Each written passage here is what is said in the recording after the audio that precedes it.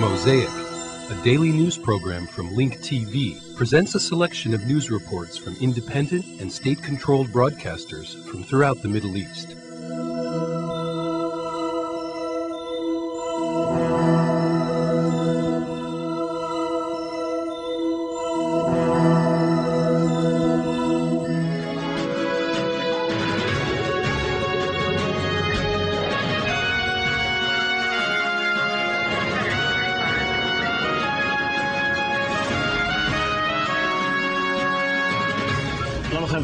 Good evening to you. Sderot is back in the headlines with Qassam rockets landing there at 7 o'clock this morning on the roads leading to the kindergartens and schools. Rockets also landed in the Gush Katif area. A Palestinian worker and a Chinese worker were killed. He's wounded. Give me a tourniquet.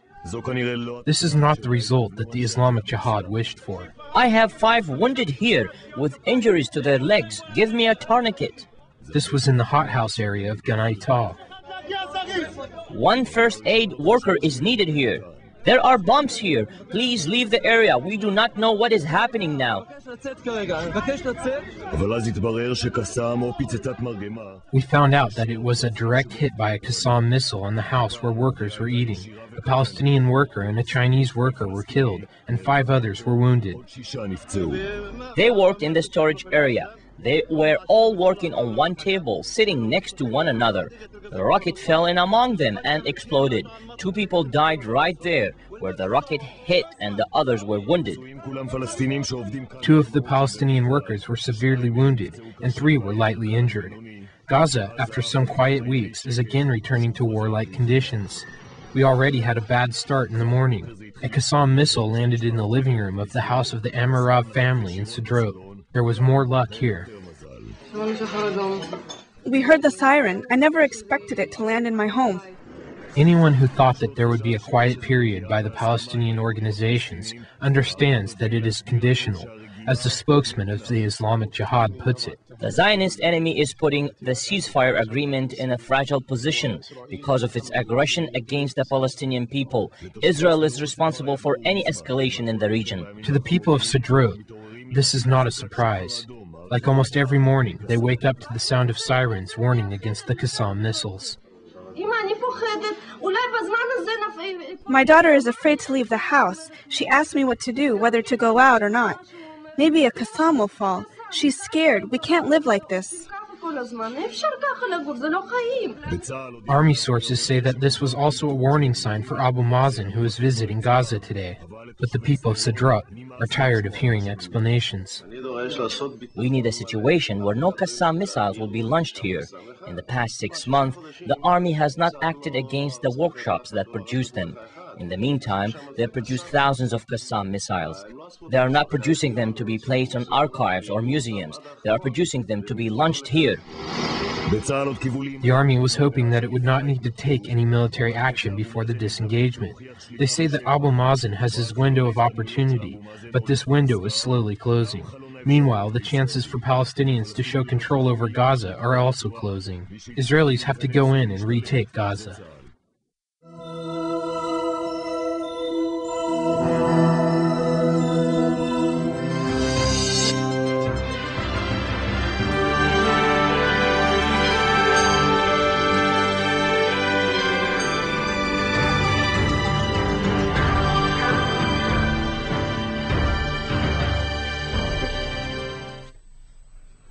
The Israeli army has killed 3 Palestinians in the latest outbreak of violence in the West Bank and Gaza Strip.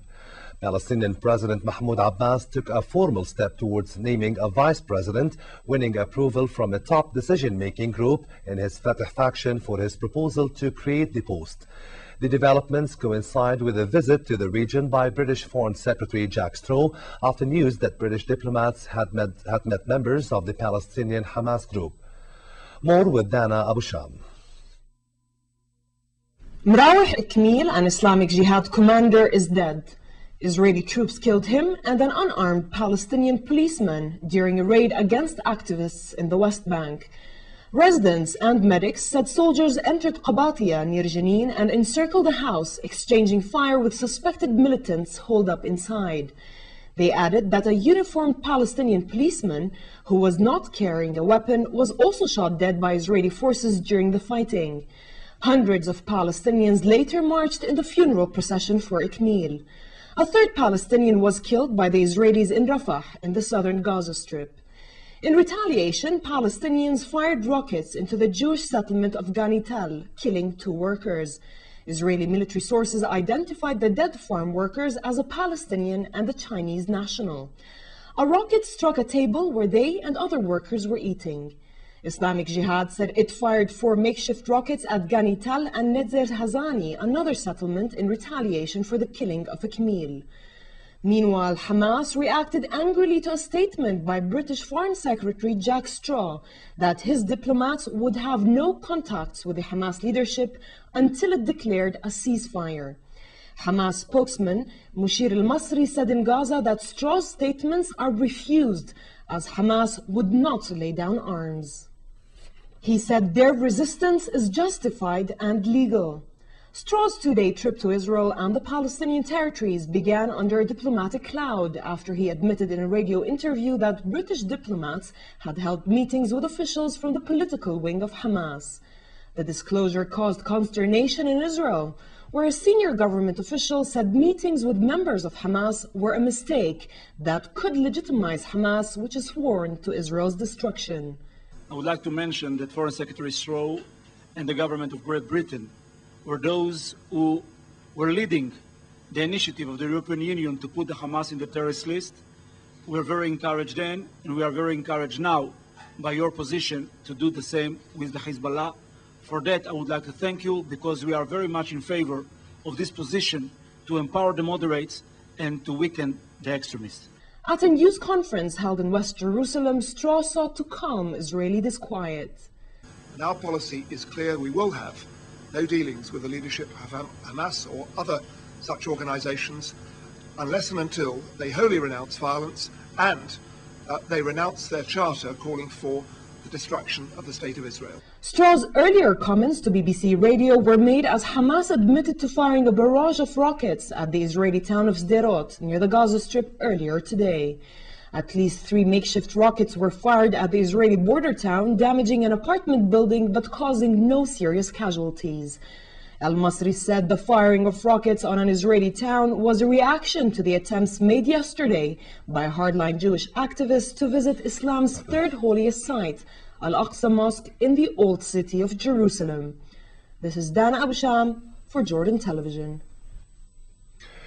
In Iraq, bombers struck across the nation with blasts near the northern city of Kirkuk and in Baghdad, killing at least 19 people and wounding nearly 70, ending several days of relative calm.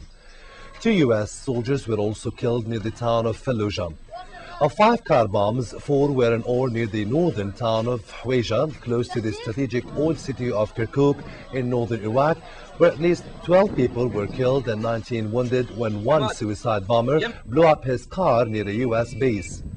Another blast took place beside an Iraqi army checkpoint and the third close to a market. A 4th car bomb struck a checkpoint in the town of Abbasi near Hawija.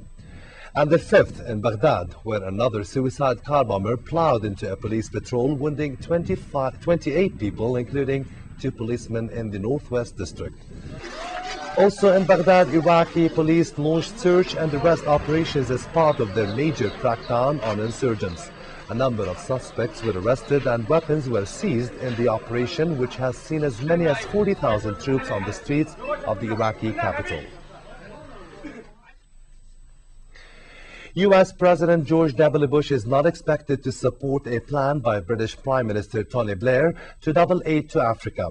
Blair arrived in Washington on a one-day visit with an initiative meant to help countries like Ethiopia, Eritrea, and other African nations threatened by famine. And although Bush is expected to pledge more funding to Africa, which this year stood at almost $1.4 billion, he is unlikely to accept Blair's plan. The plan calls for doubling aid for poor countries by issuing bonds against the future and budgets of rich nations.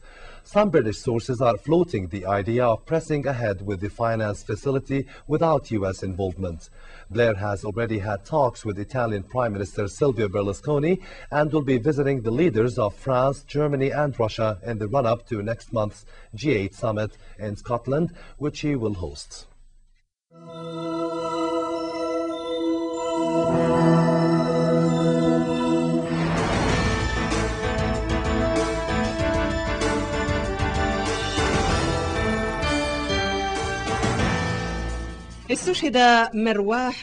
Marwah Abu Zaid, a prominent leader of the Quds Brigade, the military wing of the Islamic Jihad movement, was martyred, as well as Nasser Zakarna from the Palestinian Secret Services in the village of Qabatia, south of Jenin in the West Bank, after a prolonged battle with the Israeli occupation soldiers. The Israeli occupation forces were not able to get to Zaid until they demolished the house over him. This is a clear message that was written with the blood of the martyr only seconds before he took his last breath.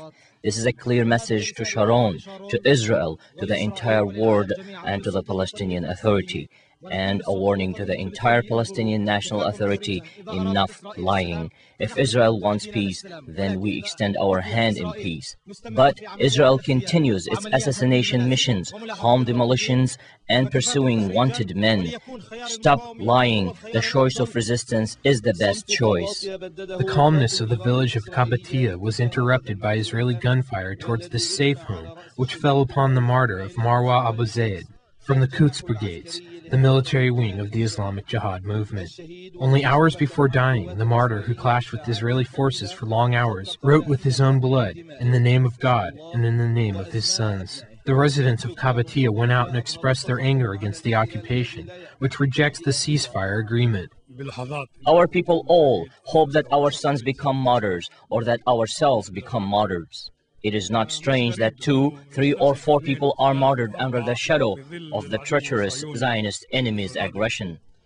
There was another martyr in Qabatia, Nasser Zakarna, who was targeted by the occupation forces for no reason. After the crime in Qabatia, it appears that the Palestinian factions have become restless about the ceasefire agreement, who in their view are the only ones committed to it.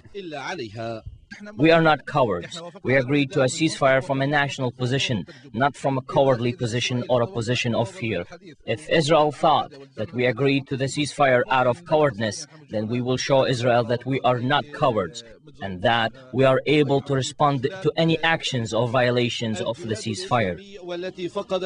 The Islamic Jihad, which lost one of its leaders from the military wing, confirmed that the blood of his sons and leaders was not shed in vain, warning that the ceasefire is taking its final breath. The mothers and the wives of the Mujahideen must not cry, and the enemy must not be happy. The Islamic Jihad movement agreed to the ceasefire in order to free the prisoners and to end the incursions and arrests in the Palestinian cities. If this does not happen, we will not remain silent. The Song of the Dove is the symbol of peace throughout the world. However, the ricochet of bullets is the symbol of peace in the Palestinian territories. Israel's long record of violating the ceasefire agreement continues as if Israel insists on foiling the ceasefire agreement. Just like the victims who bled under the rubble of these buildings, the ceasefire agreement is also bleeding to death. From the village of Qabatia in the northern West Bank, Faris Al-Findi, Al-Alam. Arab diplomats in Washington revealed that the American administration has demanded that a number of Arab countries pressure Syria to stop supporting the Lebanese Hezbollah and agree to disarm the organization, or else Damascus is risking being subjected to international isolation. The Arab diplomats added that this matter will be discussed further during the visit of the UN Special Envoy to the Middle East, Terry Rode Larson, to Damascus.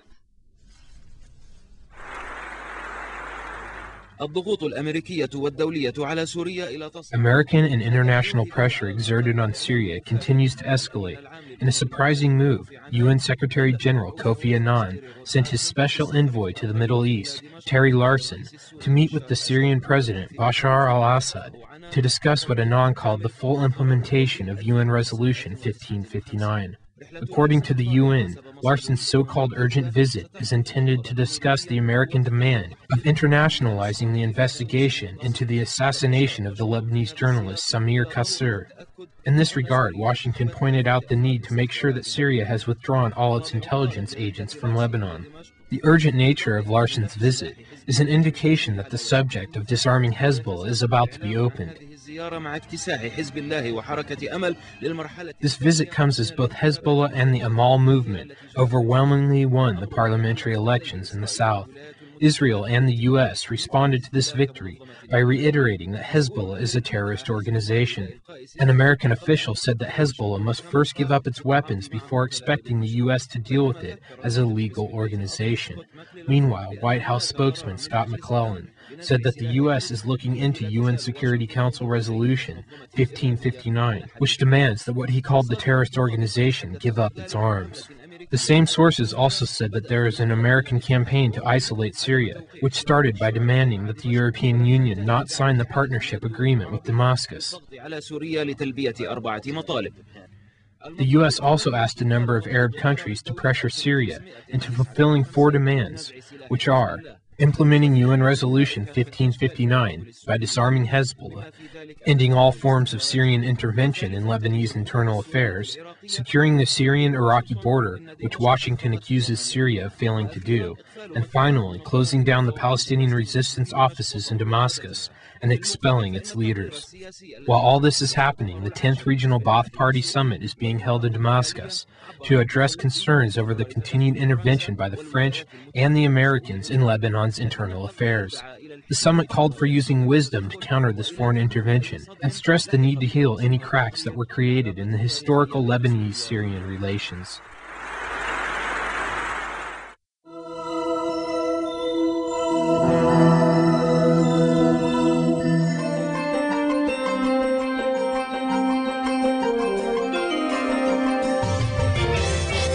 United Nations Secretary-General Kofi Annan's envoy for implementing UN measures in Syria's withdrawal from Lebanon will fly to Damascus to meet President Bashar al-Assad. UN spokesman Stefan Dujarric said Terry Rod Larson is to travel as soon as possible to Syria to discuss the full implementation of Security Council Resolution 1559, demanding the withdrawal of Syrian military and intelligence personnel from Lebanon and the disarming of militias. Dujarric could not say what Rod Larson was doing in Syria, except to say the Council's resolution had many facets that needed to be implemented. The U.S. also wants the Security Council to investigate the car-bombing death of a prominent anti-Syrian journalist in Beirut, but no action has been taken yet on the death of Samir Qassam, who wrote for the An-Nahar newspaper and was killed in a blast outside his home. Resolution 1559 calls on Syria to stop intervening in Lebanese internal politics, withdraw its forces from Lebanese groups. Dujarric announced Rod Larson's trip, saying the Secretary-General expects that the United Nations and the government of Syria will continue to work closely together to ensure the full implementation of the measure. Dujarric said, quote, "The implementation of 1559 in its many facets is still going, and I think there are bound to be regular contact between the UN and the Syrian leadership on this." Asked about the rush for the meeting, a UN diplomat said, despite Syria's troop withdrawal from Lebanon, Resolution 1559 has not yet been totally implemented.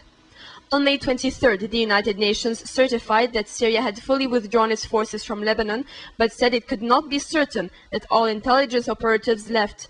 Damascus said it completed the withdrawal on April 26. Resolution 1559 was approved in September 2004 amid French and US demands of a full withdrawal of Damascus's forces.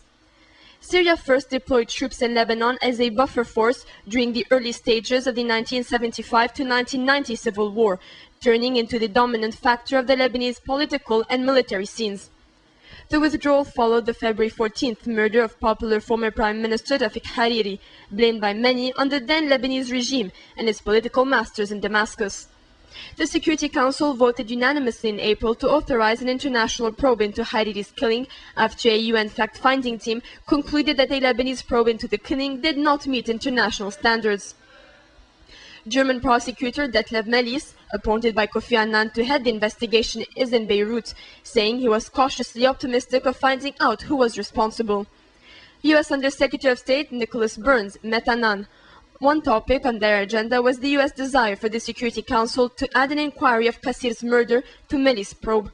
Melis yesterday inspected St. George, the site of the assassination of Hariri, where findings show that there is a possibility that the bomb was planned underground. In Damascus, Syrian Vice President Abdel Halim Khaddam, widely regarded as the architect of his government's long-running domination of Lebanon, asked to be relieved of his duties. But since coming to power, President Bashar al-Assad has been overseeing ties with Beirut. The ruling Ba'ath Party had launched a major conference on reform yesterday. Khaddam's request was made at a meeting of the Congress's political committee, chaired by Foreign Minister Farouk al-Shara. Participants in the closed-door meeting said Khaddam criticized Syrian foreign policy over the past few years, leading up to April's withdrawal from Lebanon under international pressure after a 29-year deployment. There was no immediate word on whether his request had been accepted by Assad. Israeli warplanes breached Lebanese skies this morning, flying over the Bekaa Valley and southern Lebanon, as well as the Palestinian refugee camp of Ain al-Hilwi near Sidon, drawing anti-aircraft fire from the Lebanese army. Israeli troops also opened artillery fire near the Blue Line border. Meanwhile, Hezbollah said its big win at the ballot box in southern Lebanon will bolster its determination to keep its weapon in the face of international pressure to disarm. Hezbollah and the Amal movement swept the South's parliamentary election Sunday, winning all 23 seats. But the U.S. made clear the group's status remains unchanged in Washington. Sarah Khoury has more. Mohammad Raad, head of Hezbollah's parliamentary bloc, said the win was a decisive expression of support against UN Security Council Resolution 1559, calling for the group to disarm. But White House spokesman Scott McClellan reiterated Washington's stance and consideration that Hezbollah was a terrorist organization which must be disarmed. He told reporters aboard Air Force One with President George W. Bush on a visit to Fort Lauderdale, the U.S.'s view remains unchanged. Lebanon supports Hezbollah as a resistant movement that is fighting Israeli occupation. The group vowed to fight any attempts to forcibly take away its weapons. It says it needs to keep its arms as a defense against Israel, which occupied the south for 22 years before pulling out in 2000. Hezbollah was instrumental in ending Israel's occupation. Hezbollah number 2, Sheikh Naim Qassam, said voters gave a clear message to the foreigners, particularly to the Americans, that the people of Lebanon are unified over the resistance and independence. The movement's foreign relations chief told a Paris news conference that Hezbollah would not hand over its weapons even if Israel withdraws from the Shib'a farms, citing the continued threat from persistent Israeli violations of Lebanese airspace and territory. Hezbollah says it is willing to talk to other Lebanese over its fate. Following Sunday's elections in South Lebanon, where the alliance of Hezbollah and Amal won more than 80% of votes, Hezbollah nominated Amal Nabih Birri for another term as Speaker of the Parliament. He vowed to protect the group. Turnout among the 675,000 eligible voters was 45%. Israel reacted by reiterating its demand for the force to be disarmed. Israel's foreign ministry said Hezbollah is a heavily armed, quote, terrorist organization. It claimed disarming Hezbollah would solve Lebanese problems. Sunday's result kept Hezbollah on track to win 14 seats in the 128-member assembly, up from 12 in the outgoing parliament. It has so far won 6 in the south and 1 in Beirut. Damascus had backed both Amal and Hezbollah during and after the 1975 to 1990 civil war. A U.S. State Department official speaking on condition of anonymity said Hezbollah and its armed militia are not controlled by institutions that are responsible to the will of the Lebanese people. He said Hezbollah makes Lebanon and its people less secure. He said security was the responsibility of the government and there should be no role for autonomous armed militias, especially those that are financed, armed and/or directed by foreign powers. He said the balloting Sunday was successful and peaceful, but added that with 2 more rounds to come, it was premature to say whether the elections were free and fair.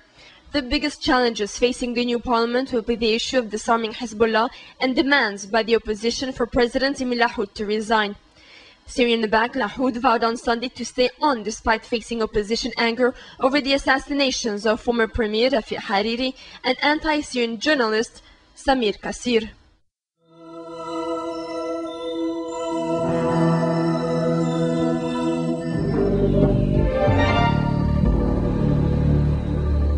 في ظل Under the shadow of American silence, United States forces killed 7 civilians and wounded a number of others during a continued shelling operation that lasted for 1 week in the area of Riwaya in western Baghdad in the Syrian border. Also, during this operation, the United States forces arrested at least 18 residents from the area.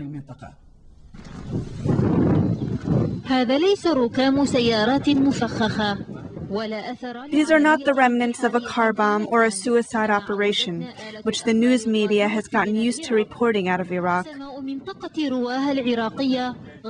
The sky of the Iraqi city of Rawaha has been raining bombs in a continued U.S. air raid in the border area with Syria, killing 7 civilians and leaving a number of others on the brink of death. They came and screamed at us, "Go out! Go outside!" And the collaborator was standing right in my face. He was talking with them as if I did not exist. In their mind, they want to explode our home because they think it belongs to terrorists. They are the terrorists. They are the source of terrorism. Shelling and killing.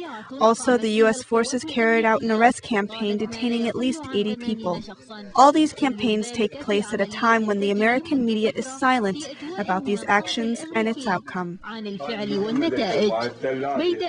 It is not broadcast the fear in Anbar, where the residents have gotten used to the smell of death and the sight of destruction. Such images like this may increase the sense of being betrayed among senior Iraqi citizens who feel that they are being dragged into violence without any choice.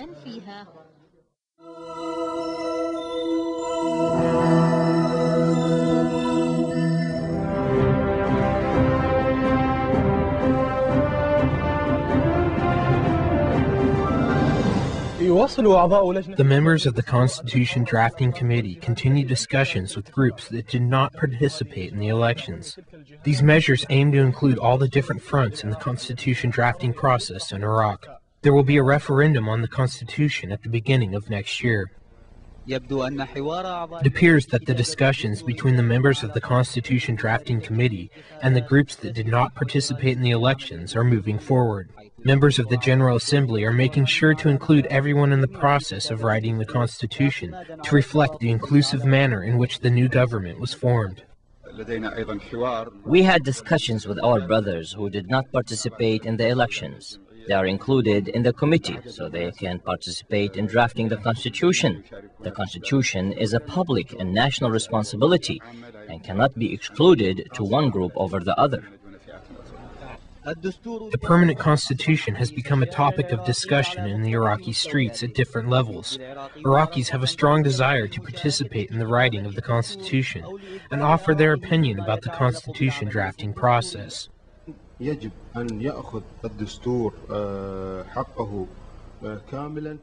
constitution must be comprehensive and must address all groups, whether large or small.